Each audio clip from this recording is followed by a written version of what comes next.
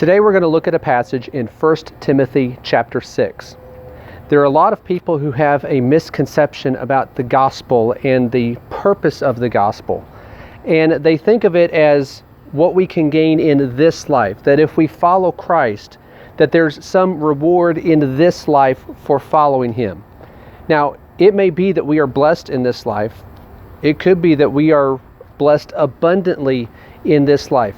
But that's not what the gospel promise is about. And in 1 Timothy chapter 6, Paul had to talk about the idea that some have that godliness is a means of gain or of gaining something in this life.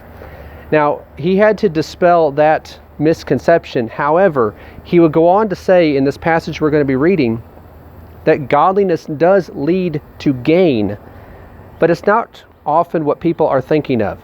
In 1 Timothy chapter 6, beginning in verse 6, he says, "But godliness actually is a means of great gain when accompanied by contentment.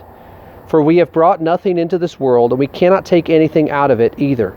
If we have food and covering, with these we shall be content. But those who want to get rich fall into temptation and a snare and many foolish and harmful desires, which plunge men into ruin and destruction.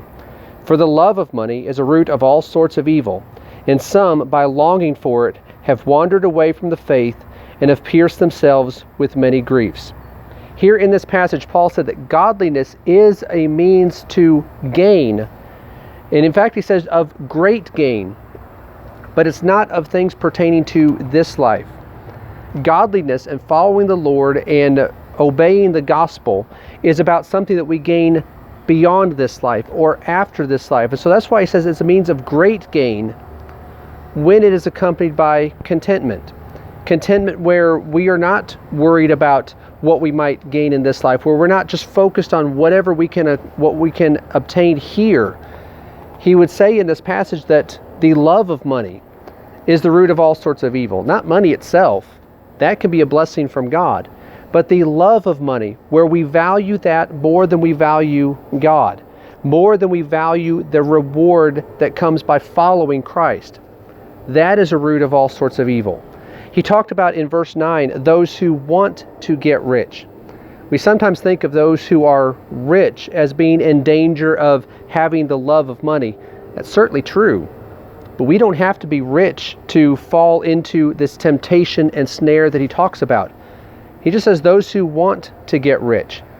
If our focus and our goal is simply to just obtain as much as we can in this life, then that's the path of temptation. That is a snare for us.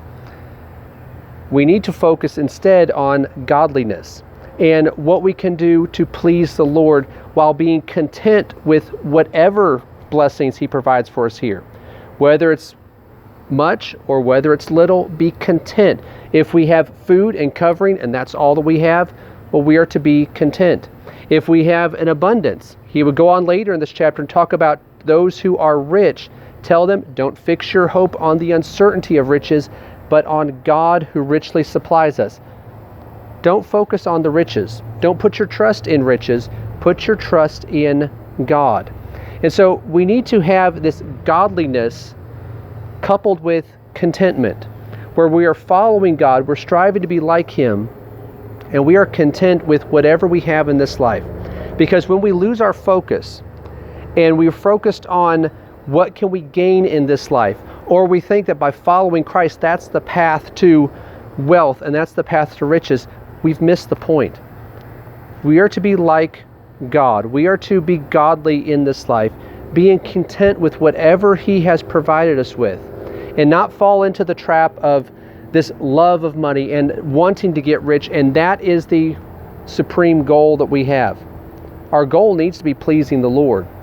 And if we make that our priority, we can have a reward with Him in heaven that is far greater than anything that we could hope for in this life. So let's make sure our priorities are in order. The things of this life are not what are most important. Instead, what is most important is pleasing God. So let's be content here with whatever it is that we have, whatever God has blessed us with. Let's be content with that and focus on living godly lives while we're here on this earth.